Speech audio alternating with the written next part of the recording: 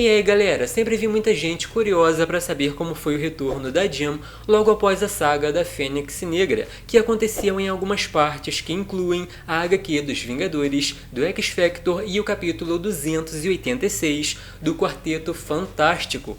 Naquele momento, quem fazia parte da equipe como peso pesado era ninguém menos que a Mulher Hulk, que já estava ansiosa para voltar para casa, até comentando que os fãs da equipe não ficariam satisfeitos em saber que não colocam todas as histórias deles nas revistas, e apesar do Tocha Humana falar como se fosse algo do universo dos quadrinhos, dá a entender que a Jennifer se referia a nós como fãs, mas o Johnny não entendeu.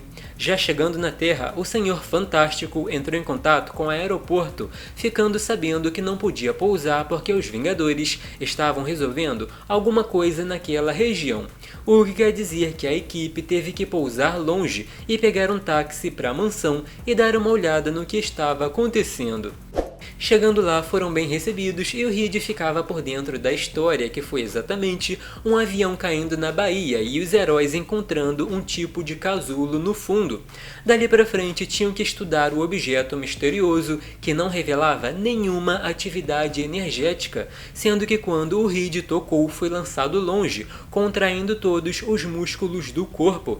O próximo passo foi a Susan, com muito esforço, deixar aquela coisa invisível para ver o que tinha dentro, e era ninguém menos que a Jean desacordada. Ou seja, o próximo passo seria encontrar uma forma de fazer a mulher despertar desse tipo de sono, e foi exatamente o que aconteceu depois de 8 horas de investigação.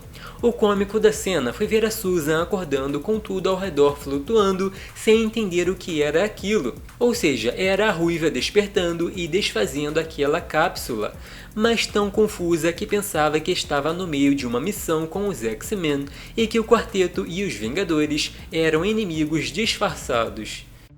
Do nada, a Susan apareceu acertando a Jean na cabeça com um campo de força em forma de cilindro. Ainda avisou que não adiantava virar a mão para o lado dela, porque com o campo que tinha ao redor não seria alcançada pela telecinese, coisa que já tinha percebido desde aquele momento que começou a flutuar no quarto, tanto que colocou outro campo de força ao redor da Jean para liberar seus amigos, que foram pegos de surpresa.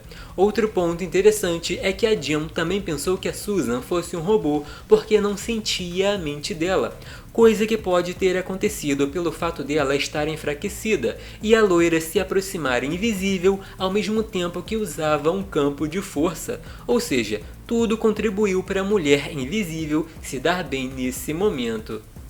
Daí pra frente, as coisas ficaram interessantes porque o Reed pediu para abaixar o campo e deixar a Jean contar sua história, sendo que não lembrava de muita coisa. A ideia foi entrar em contato com os X-Men, que nessa época se aproximaram do Magneto, fazendo muita gente suspeitar da moral que tinham.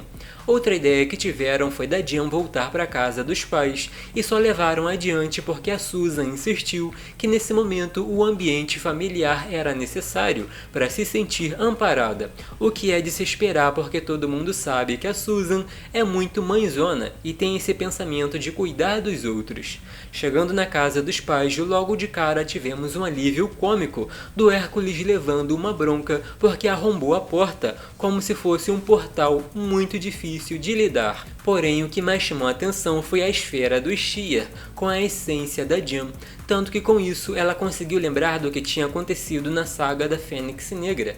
O sacrifício, o poder enorme que podia ter destruído o universo, a entidade copiando a Ruiva de tal modo que se sacrificou pelo bem dos outros e, claro, o encontro que tiveram no ônibus espacial.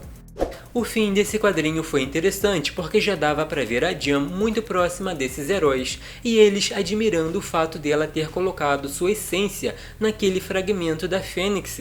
De acordo com eles, o universo foi salvo à distância pela heroína, porque mesmo naquele tipo de casulo, ela ajudou a colocar um fim nos planos malignos da entidade, e tudo que sofreu nesse processo foi o dano na telepatia. Então a própria Mulher Invisível admitiu que o poder telepático da Jean nessa HQ estava falhando.